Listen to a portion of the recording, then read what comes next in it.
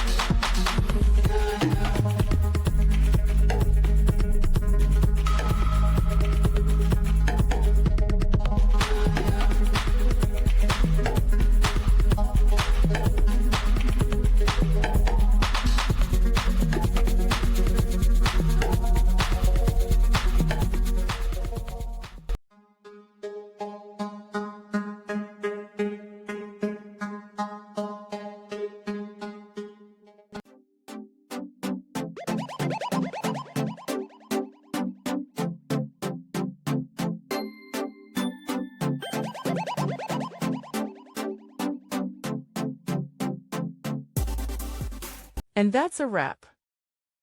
I hope you found the answer you were looking for. If you did, take a second to hit that subscribe button. It really helps out.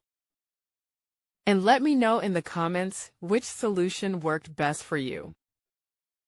See you next time in the debug zone.